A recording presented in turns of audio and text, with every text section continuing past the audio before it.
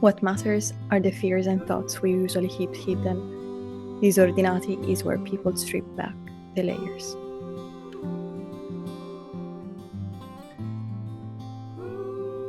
So welcome back today in my podcast of the Disordinati. Today I'm very, very happy because I'm joined by Professor Robin Briggs. Hello, Robin.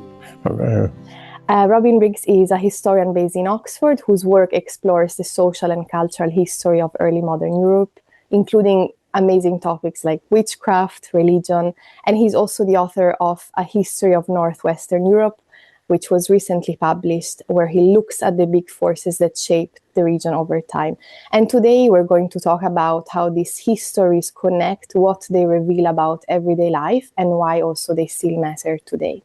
So let's start from your recent book. What first drew you to studying French and European history, and how did that develop into writing a broad work like A History of Northwestern Europe?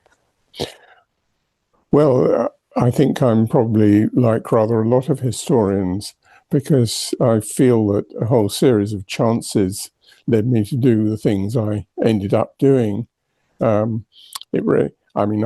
For some reason which I've never understood, I always wanted to be a historian from the time I was 11 or 12, I think. That was my ambition, and I was very lucky that it came about. And there were also a series of really lucky chances or choices.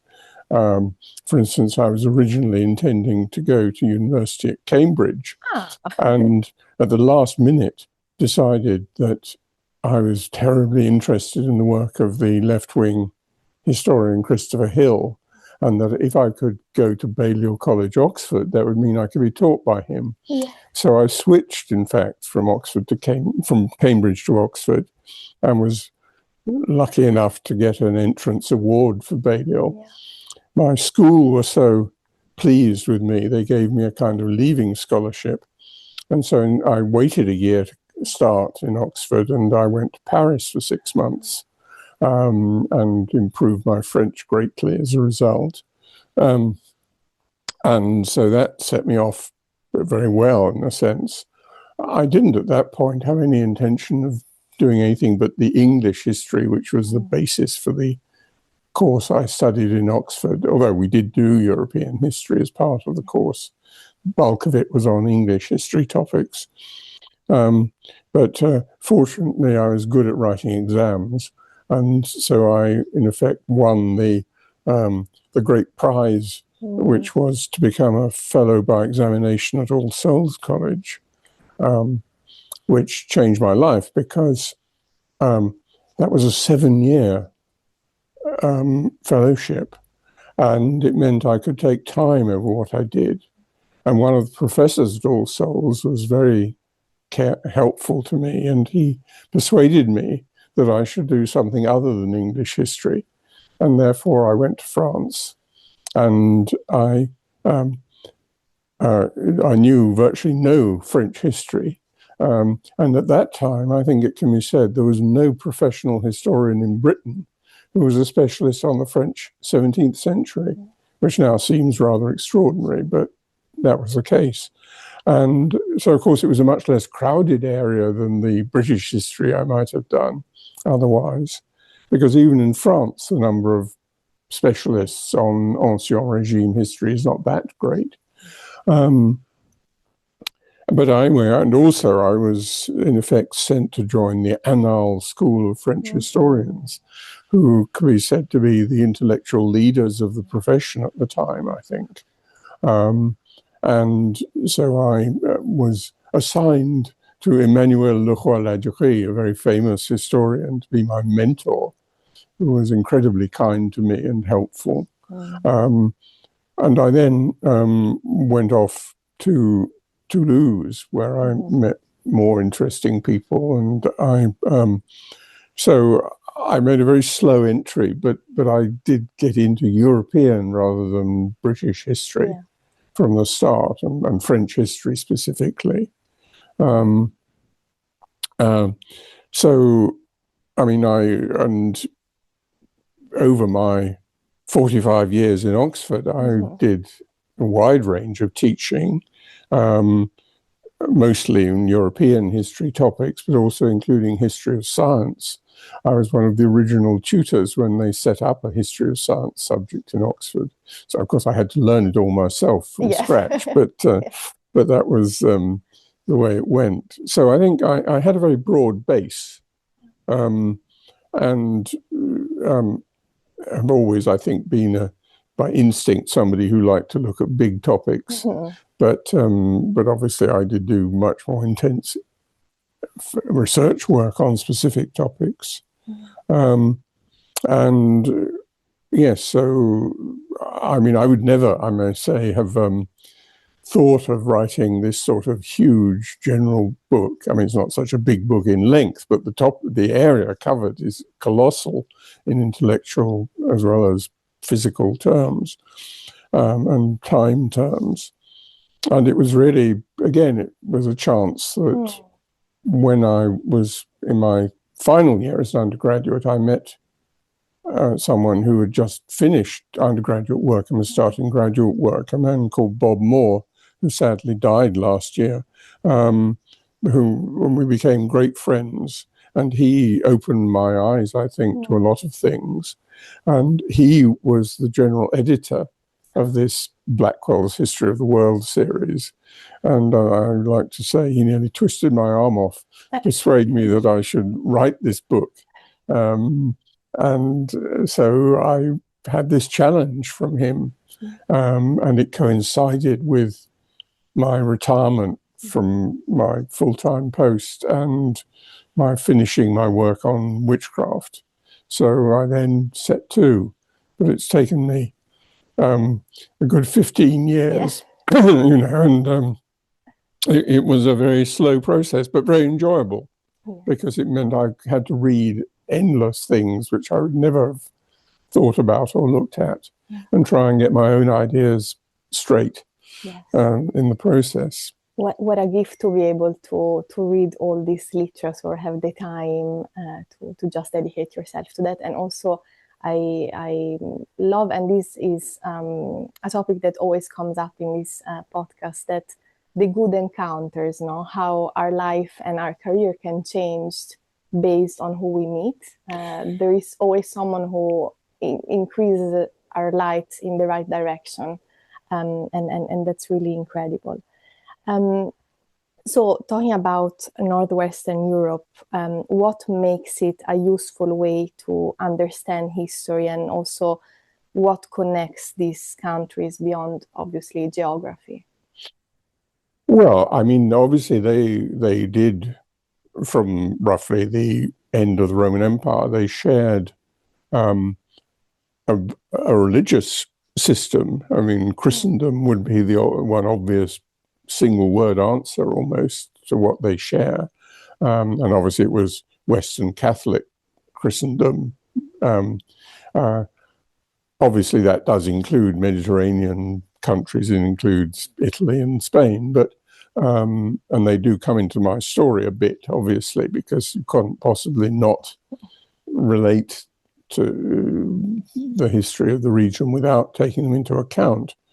But it is actually, though, north of the Alps and the Pyrenees that the crucial, as I see it, changes to the modern world take place.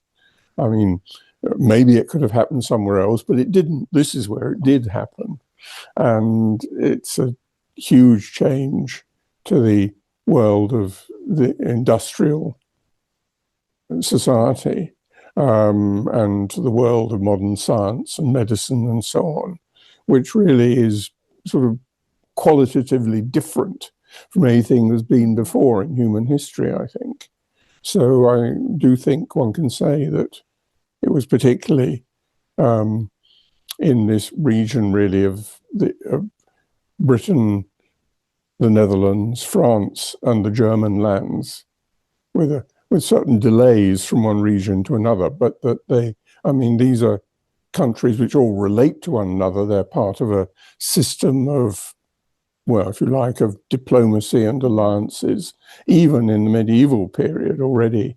And on the whole, they do things in a lot of things in similar ways. There is a divergence, particularly in terms of government and later of religion, but in terms of what you find in a typical village and so on, I mean, I think similarities are very marked. You know, this is a world where you would know what was going on, even if you were in a region where you didn't speak the language. And for quite some while, of course, there were really only two language families, the Germanic one and the Romance one, so that very large areas of it people could share. I mean, and I think we can underestimate the extent to which even ordinary people were often bilingual, at least. I mean, that they knew how to communicate, sometimes with people who did speak a different version of the language. So, yes, I mean, it's interconnected, but also fascinatingly, of course, it never becomes a single unit, after Rome at least, and even Rome didn't include the German lands to any extent. And so, you know, it does cohere, I think, but you can never define its boundaries at all precisely. Absolutely. And I was thinking when you were saying that, you know, there are still today bilingual regions. Even I'm Italian, so I was thinking of Italy. We still have in the northern parts people who speak both Italian and German, or Italian and French. So language, as well as religion, obviously, is a big part of connecting people and populations. While working on this book, what was something that genuinely surprised you or changed how you see European history? Well, I think two things I might point out. I mean, one is that I realized that the things I had been taught when I didn't do a lot of medieval or early medieval history as a student, but the things I thought I knew turned out to be largely wrong. I mean, that this area had changed quite dramatically in terms of historical approaches and understanding. So, I mean, I enjoyed myself retooling, as it were, to try and understand the Middle Ages in a much more dynamic way. I mean, and that was an area in which Bob Moore himself had been very influential, I think. I mean, he wrote a book on the origins of persecution in Europe, how Europe became a persecuting society. And, you know, was very sensitive to the kinds of changes that took place. So, I mean, I think instead of perhaps seeing the Middle Ages as a rather messy kind of soup of things that didn't change much, I came to understand that things changed a lot, and that you know, there is a great deal to say about that. The second thing was something that perhaps not quite such a surprise to me, but I'd always been, well, for a very long time anyway, been very interested in this famous notion created by Max Weber in the first place of the disenchantment of the world. And I think in working on this book, I enormously expanded and refined my understanding of that, and came indeed to see it as absolutely crucial. And as a, but it's a simplifying term for a whole set of interrelated changes, and needs to be presented in a very careful way. Otherwise, it becomes too mechanistic and simple. Yeah. But that, I think, so perhaps not a surprise, but the surprise was the amount of work I could do with the notion or with its corollaries. So yes, that was important.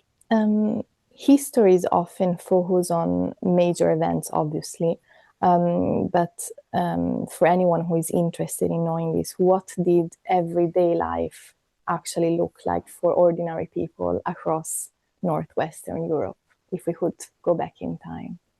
well, I'm not sure that I tackled that as well as I should have done. I did try to think about it. It's very difficult to write about it because I think the horizons for these people were so local. And again, there were massive similarities across Europe, but it's also this sort of patchwork quilt where everything is different, where they could tell from how people spoke whether they came from the next valley, and this kind of thing. And there are huge differences between, as it were, say, upland pastoral regions and areas where people eat chestnuts and areas where they're growing wheat on a large scale and so on. And I mean, it's a very real problem how you can possibly present that in a useful way in a book. So in dealing with that. On the other hand, I hope I did get somewhere, in partly because of my interest in popular religion and in witchcraft beliefs and so on. I mean, I tried to say things about this world this animistic mental world which they inhabited, and about the harsh conditions in which people lived. I mean, I think people are today, it's very hard to imagine the limited possibilities of life for the poor, who make up, after all, probably 80% of the population almost across Europe, who have very little chance of bettering their lives, and who were regarded, I think, by the elites as beasts of burden, almost as almost a different species. And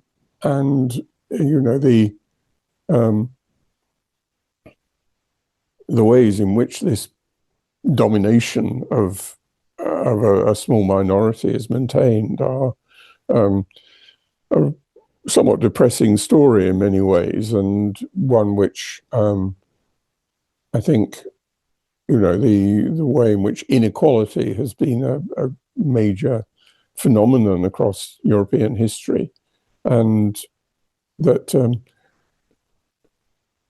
in my view, it was always a very short-sighted approach by the rulers and so on, because actually the way to get development and growth which would benefit even the top people is by improving the state of all people. And it's only actually, one's tempted to say that the only two obvious periods when the state of ordinary people improved, they may have done actually a little bit in some respects after the fall of Rome, but that's controversial and very difficult to measure. But the Black Death, by eliminating almost half the population, made things better for ordinary people, because there was more land to go around, and they'd still got the better techniques that had been developed in the heavily populated pre-Black Death world to draw on. So we can see, I think, that standards of living increased quite substantially for the poor after the Black Death, and then went back down again pretty sharply as the population grew again. And I mean, the only time, even in industrial times, when inequality has tended to reduce was for a few decades after the Second World War, when the lessons of what had happened after the First World War and the fear of communism combined, I think, to actually push the rulers into being more generous towards the poorer groups. But that's stopped now. We're back with inequality growing, I think. Although it's fair to say, of course, that the basic living standards have risen to such a point that And there is still, in most Western countries, I think, at least a feeling that general well-being should be a purpose of politicians. Although I fear the rich have found some very bad arguments to protect themselves from paying taxes and contributing to this, but that's perhaps not for a historian to say. But this episode. But yes.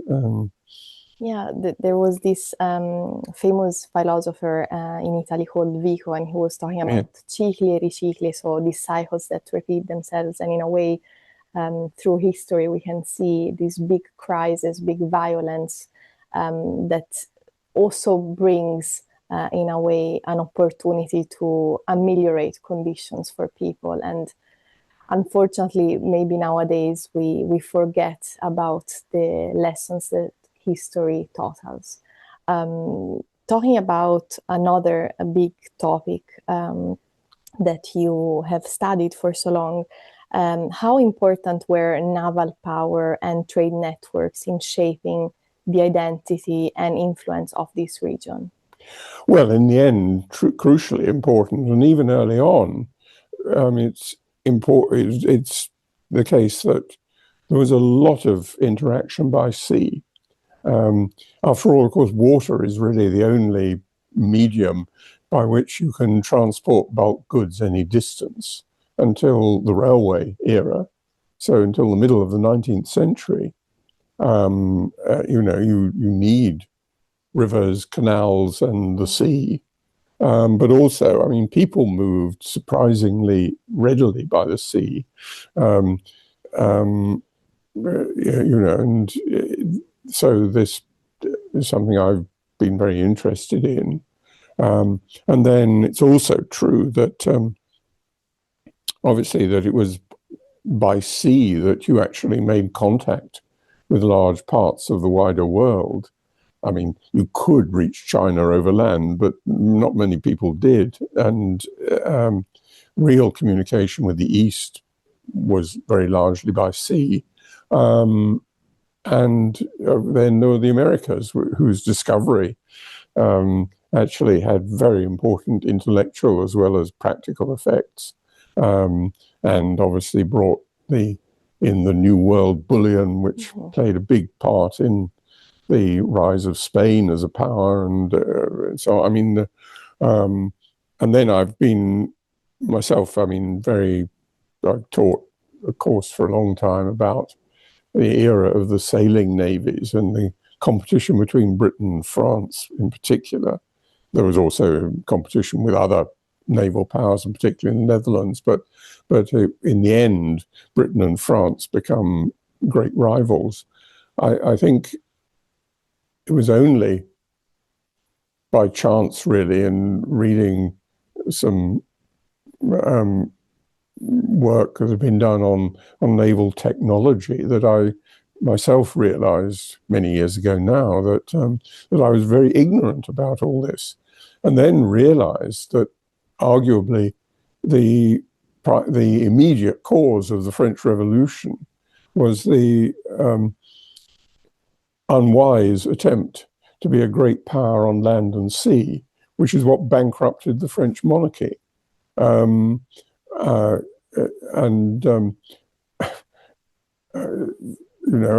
had never occurred to me before. And then, I mean, this led also to the extraordinary phenomenon that where the revolutionary Napoleonic Wars turned into this struggle between a naval power and a land-based power.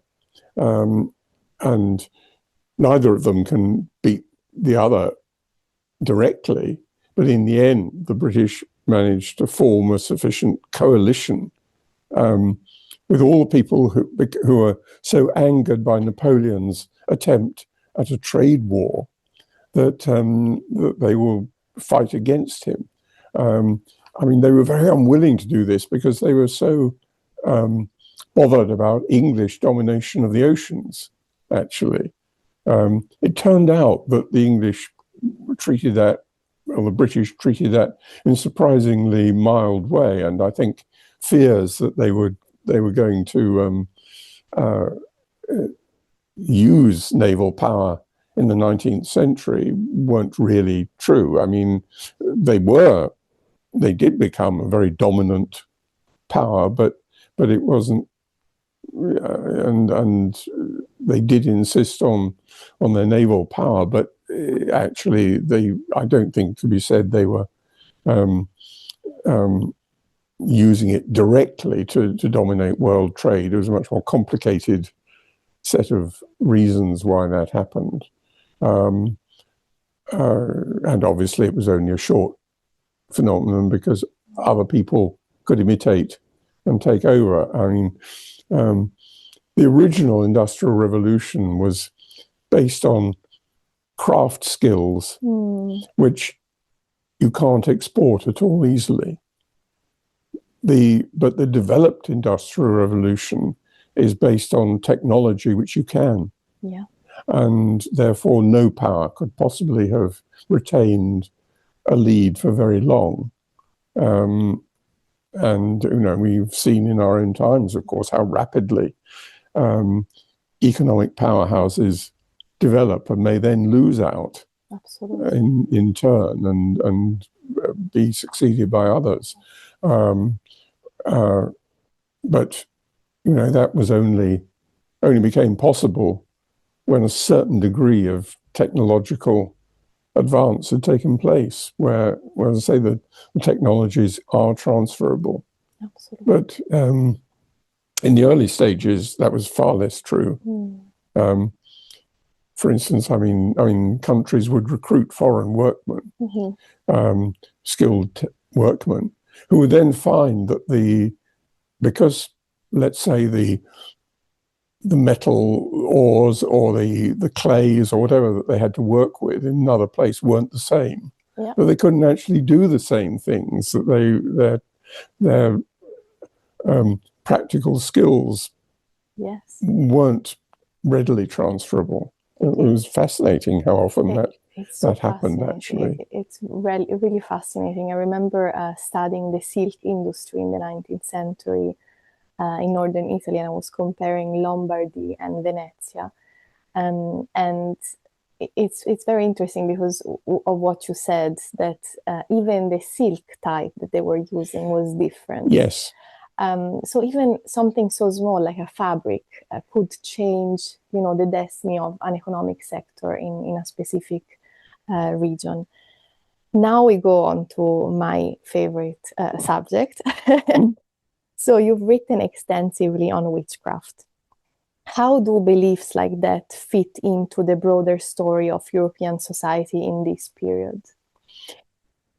Well, perhaps I should start by explaining that I got into witchcraft, like so many other things I've done, more or less by accident. I mean, originally I'd moved, when I went to France, I thought I should follow the lead of the Annales school and write social economic history. Then I realized that was beginning to lose impetus. I mean, they'd done it so well that it was not obvious what I could add. And I went to Toulouse to start doing that. And I met some very nice people who were moving into what they called Histoire des Mentalités. And so I decided that was what really excited me. And I started working on, broadly speaking, on the Catholic Reform movement as it affected ordinary people, as it was applied in the parishes.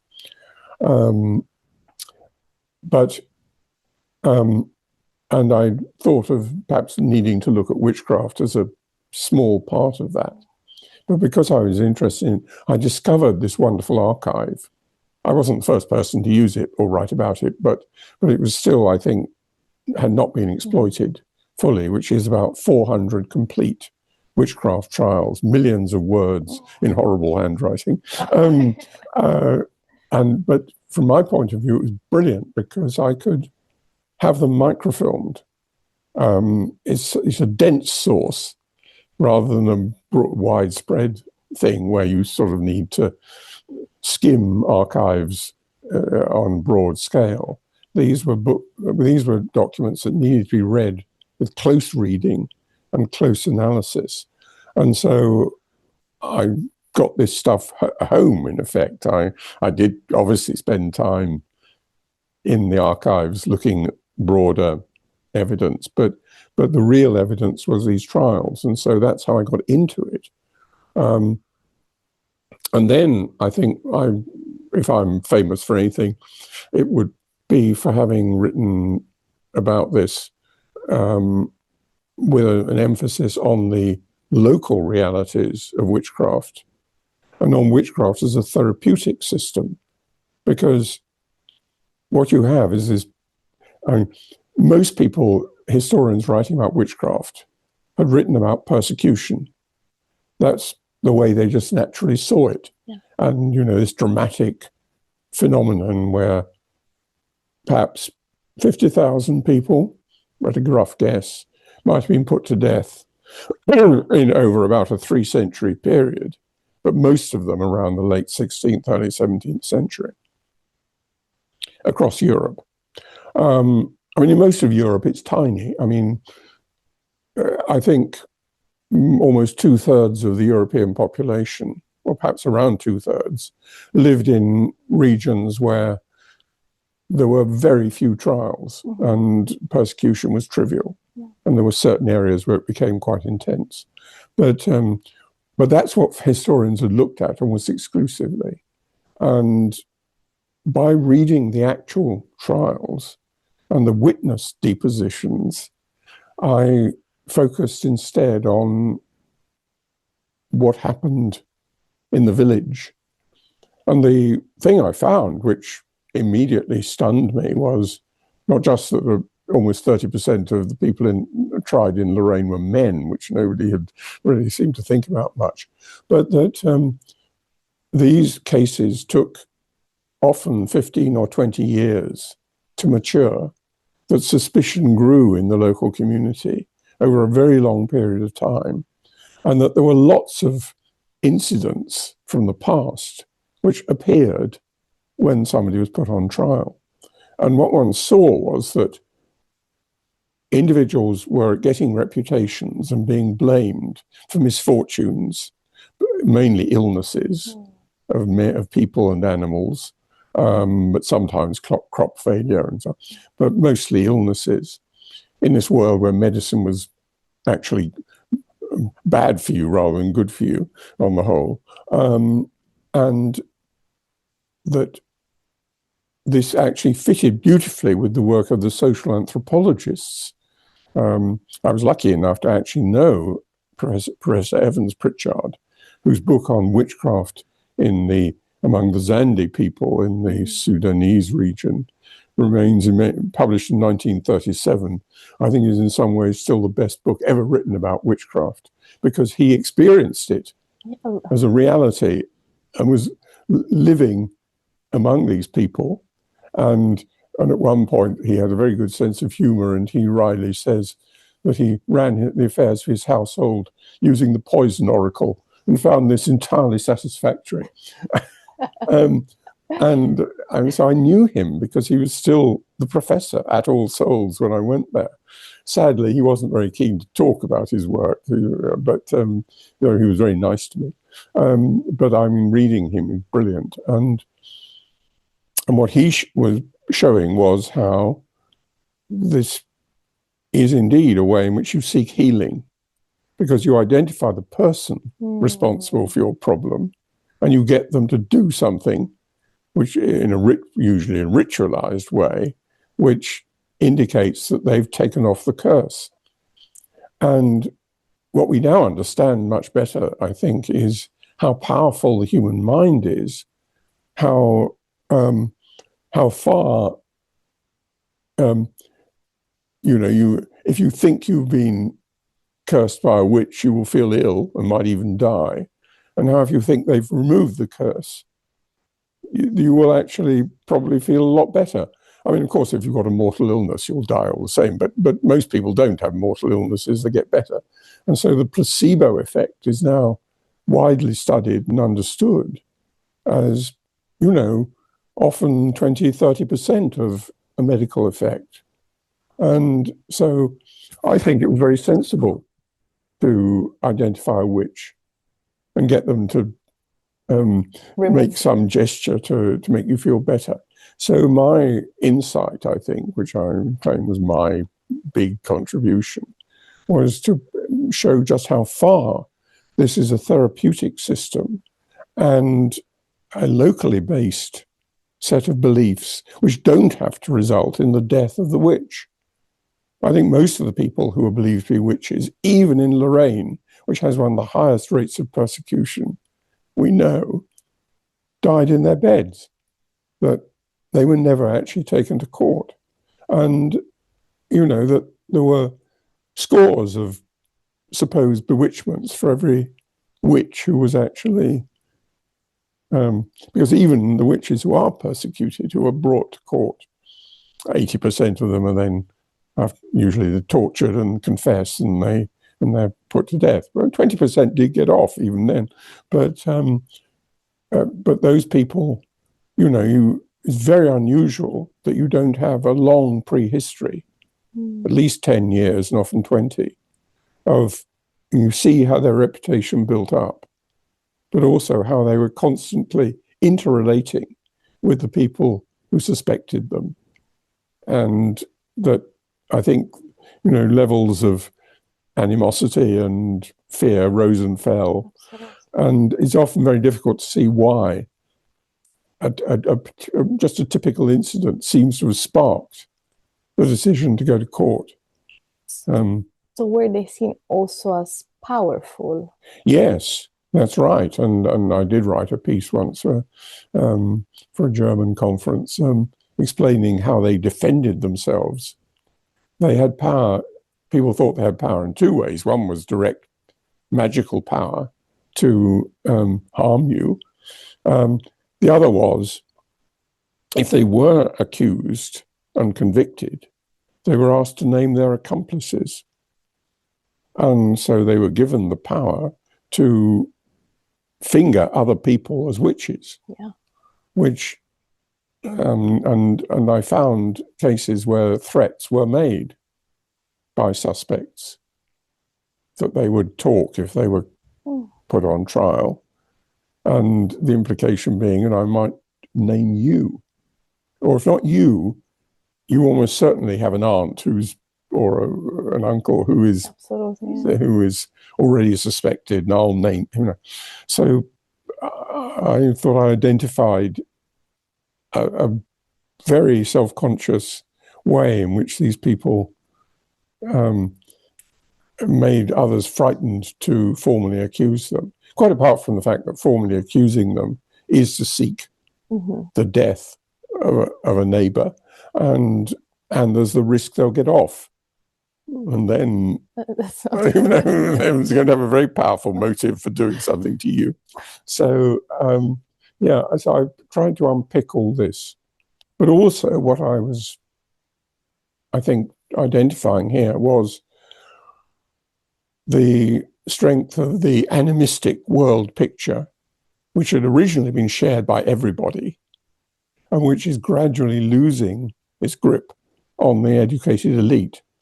And the reason, I think, why witchcraft persecution actually contributes to a shift away from it is because the judges and others who got involved were very suspicious of the whole thing and began increasingly to see it as a popular superstition, something they wanted to distance themselves from. And I mean, it is astonishing that in the early 17th century, certainly in the Netherlands, persecution had almost totally ceased and is coming to an end in both Britain and France because the courts won't convict. And therefore it becomes pointless to bring a formal accusation. And in both cases, it's important that you have professional judges with a system of appeals to professionally organized courts. If you get, I was dealing in Lorraine with an area where there was a central court, but it didn't do much. And there was no appeal as such.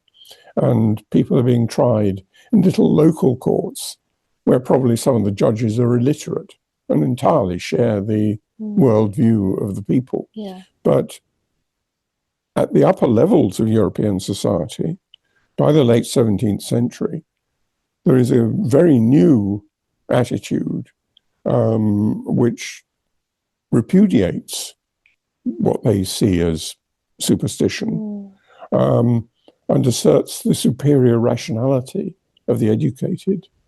And I mean, this is, again, part of this disenchantment process.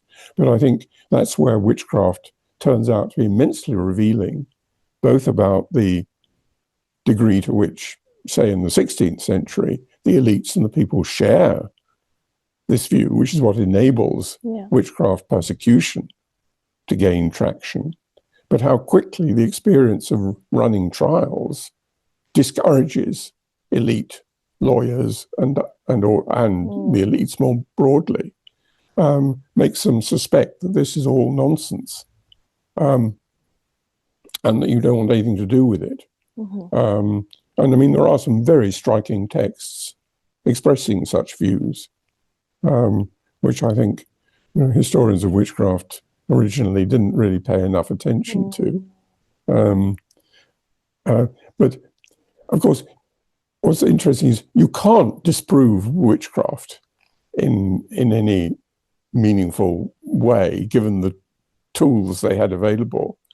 But what you can do is see that it's somehow wrong according to the higher common sense, which is the value to which they're really appealing, and saying we're smarter than you, we know this isn't really what it is.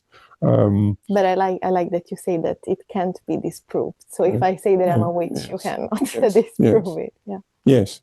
I mean, one of the French historians working in this field, Jacques Revel, a long time ago, wrote a brilliant essay suggesting that essentially it's fashion among the elites that shifts. That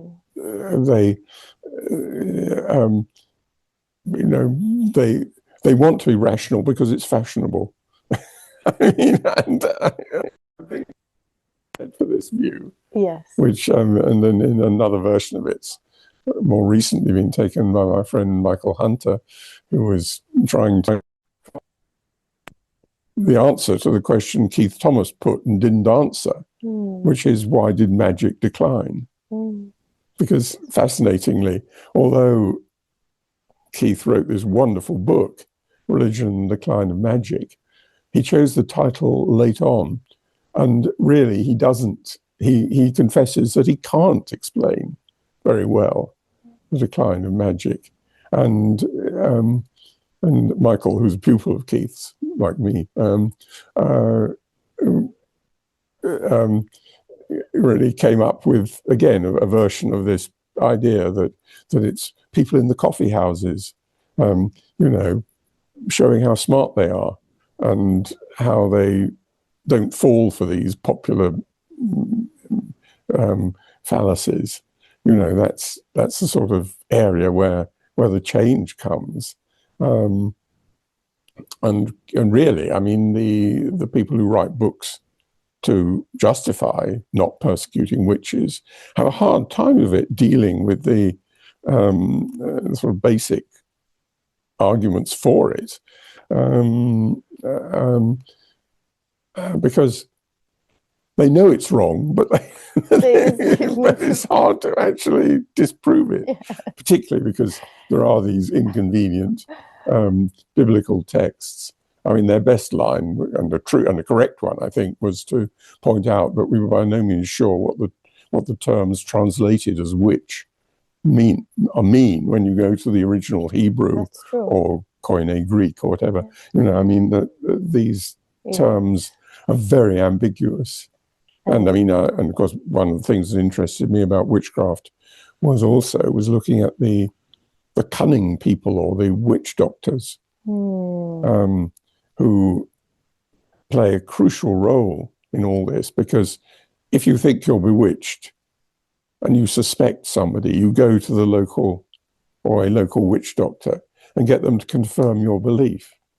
And the skill of these people is to make their clients say who they think it is, rather than and then say, yes, I'm sure you're right.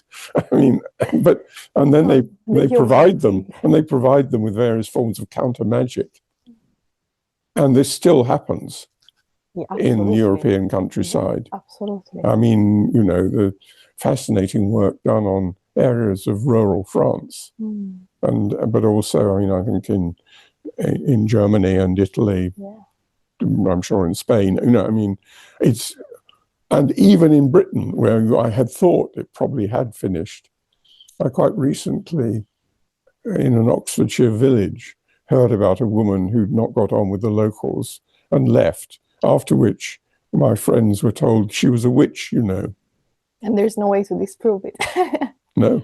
I mean, the human mind is quite fascinating, and I do, and so there is, on the one hand, these horrible persecutions that happened, the horror on the one hand. But then if you look at what happens nowadays, there is this incredible fascination. No? So even women my age, we often say we're witches, and we take these crystals, and we have our own little rituals.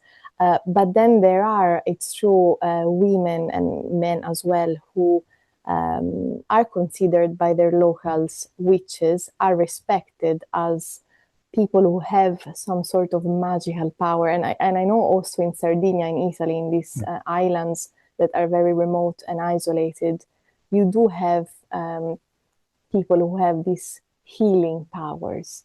And obviously there's no way to prove or disprove anything, but I do think that the world of magic is so fascinating, and you've done an incredible job in illustrating and also discovering new themes in witchcraft.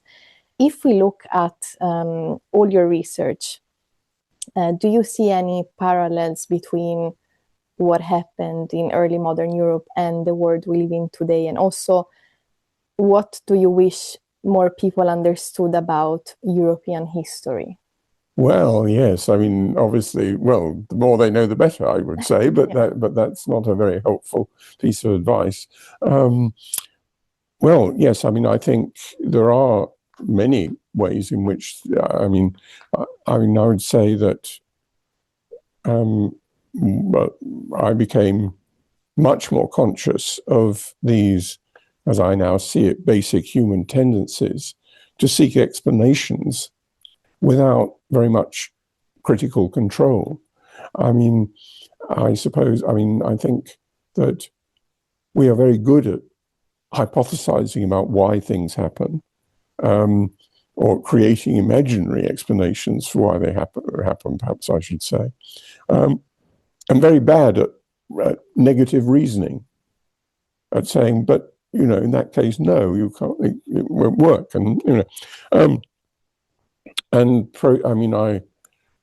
I did get into psychoanalysis, which I found very helpful, though I use it very cautiously. And I did have an analysis so that I would have some internal understanding, I hope, both of myself and the things that you might look at.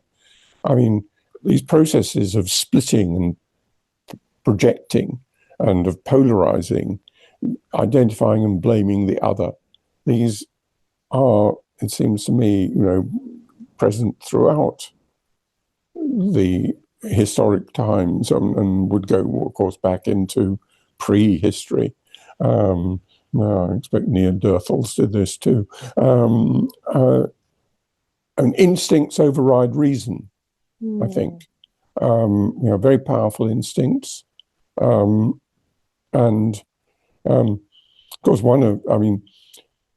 interestingly, until the early modern period, reason was supposed to be the kind of, I think, by the small educated minority at least, to be the control which you should apply to everything, that you should. And then, interestingly, by the 18th century, I think a different view had come about that the passions were what drove people, and that you did have to try and maintain some sort of balance, but that you couldn't just ignore them. And I think that was a very important insight, which I share, which I accept. I mean, I think that's probably true.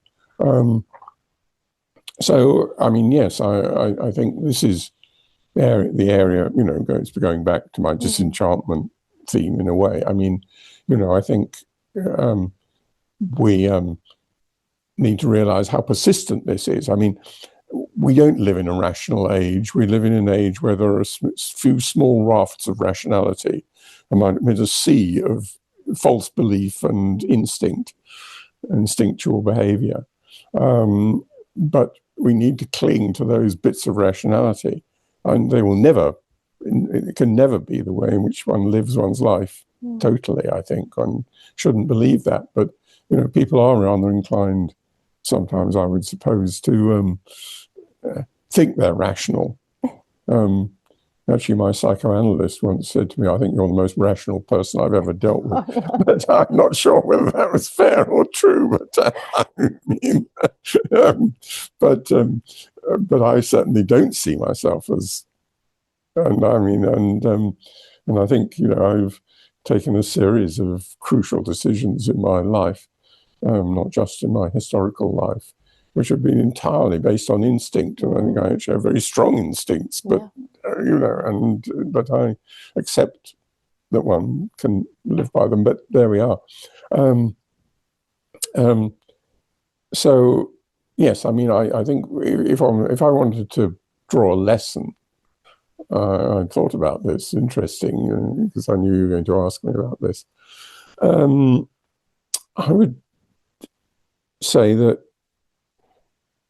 we ought to be pursuing a true understanding, both of ourselves and the universe, while knowing we'll never get there. That, I mean, one of the lessons of more recent science has been that absolute truth is unattainable, I think, that every truth is provisional in some sense. But I still think that, you know, what we have to try and use wherever we can is a combination of careful evidence gathering and rational analysis. I mean, you know, one sees how difficult it is, for instance, in medicine, where, you know, actually finding ways of measuring results is remarkably difficult, and people are always getting it wrong, even with the best motives and so on. But I think it's the only way to improve the human condition. And what is rather worrying, that quite often we seem to be going backwards, away from it. I mean, you know, expert advice is getting widely dismissed in favor of instinctively appealing, imaginative arguments, which have no basis in reality at all. And they're made by people who aren't willing to do the work to actually understand complex realities, but who want quick answers and appealing, the thing that appeals to you. Well, if it's that, then we've solved it, haven't we? Well, of course you haven't. And in order to find out what really goes on, you often need rather extensive mathematical and analytical skills, which very few people have. And so, you know, it's a very strange situation in a way. You know, I'm very interested in how science and scientific method has developed, and I did, you know, study this in its crucial early modern phase. And I mean, there's a paradox, I think, which is that it's now so difficult and so specialized that you know, it's off-putting. People people go for quick, easy answers far too often. So, you know, oh well, you know, it was the MMR jab which caused autism in children. I mean, absolute nonsense. But there were a few doctors who were naive and I think stupid enough to find reasons for that, or to find reasons why they could show how small children have been sexually abused when they were completely false. You know, I mean, these things keep on happening, and there is this cognitive bias. Yes, everywhere, all the time. I think so. And I suppose, you know, I'm someone who studied witchcraft. I have pretty close acquaintance with this. Could see exactly how it happened and could feel sympathy.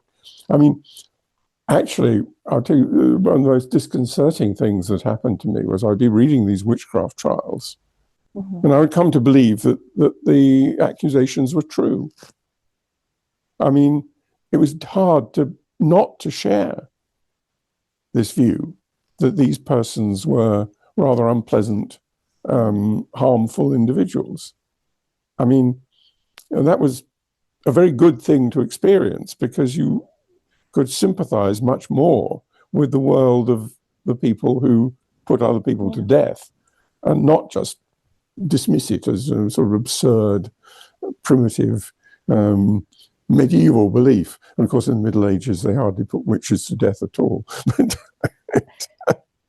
I have to say, I have a lot of admiration and compassion for us human beings because we're all trying to find different answers to the same questions in a way. And I appreciate you taking the time today to tell us all these stories, and I hope we can learn from it. So just to remind our listeners, the book is titled A History of Northwestern Europe, and we can find it in bookshops and online everywhere. Well, I wish you could find it in bookshops. I have to say that Wiley, who took over from Blackwell's, have turned out to be a nightmare as a publisher. I warn anybody, don't publish with Wiley. They've completely failed to promote the book, and I think it'll probably die unread. But no, we'll make sure that this doesn't happen. Well, it would be nice if it didn't. But you might not find it in Blackwell's. I mean, online, I think yes. Which is where most of the people find their books. Yes. Robin, I thank you so much for your time and all your knowledge. It was really wonderful. Thank you. Well, thank you.